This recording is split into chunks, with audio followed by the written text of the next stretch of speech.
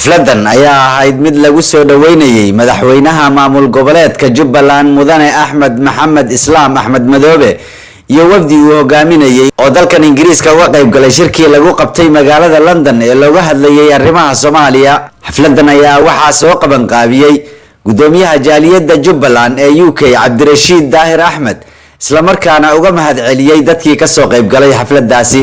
dhinaca kale waxaa ka soo qayb galay dadweyne aad u fara badan oo isugu jiray odayaal, siyaasiyiin, aqoon-yahan, haween iyo fanaaniin. dadkii halkaasi ka hadlay ayaa hadaladoodii waxaa ka mid ahaa: waxaan soo dhaweynayaa madaxweynaha maamul goboleedka Jubbaland Axmed Maxamed Islaam iyo wafdiga uu hogaaminayo.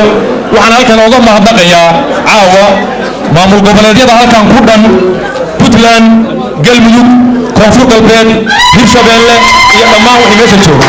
TV-ga markaan ku araro alkalimatu tayyiba sadaqa la jiri eray fiican oo Soomaalinimo ah oo Soomaaliya isugu timaado oo aan ku nasto baa runtii aan ka maqlaa. waa ku mahadsantahay madaxweyne madaxweyne marka hore soo dhawow ku soo dhawow London, ku soo dhawow UK. walaalkay madaxweyne Axmed Madoobe wuxuu u guntaday in uu garab siiyo karaamadii Soomaaliya la soo celiyo, in calankii Soomaaliya la soo celiyo, sharafta la soo celiyo. ii ogolaada inaan hambalyo, bogaadin iyo taageero u soo jeediyo madaxweynaha Jubbaland iyo xukuumaddiisa.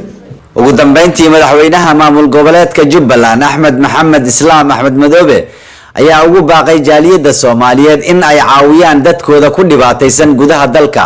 waxaan rabaa inaan ku faano hal aan kaga duwanahay dowlad goboleedyada.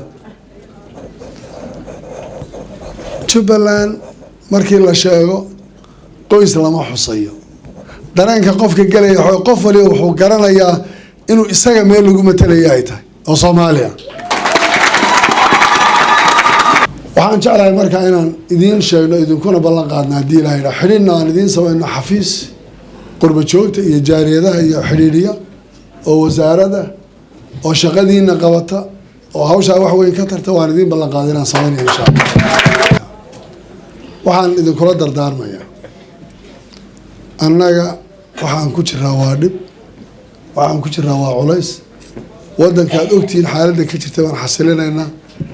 hanala yaabina waxyaalo badan oo akhtaa hadday naga dhacdo. nagu taageera wixii wanaaga. dadkiina gudaha ku jirana waxaad isku dayaan inaad caawisaan. guul baan idiin rajaynayaa. jaaliyadda, guddiga qabanqaabada, kasoo qaybgalayaasha, kuwa magaalooyinka fofo ka yimid, kulligiina waan idinka wada mahad celinayaa. Yuusuf Garabay, warbaahinta qaranka Soomaaliyeed, magaalada London.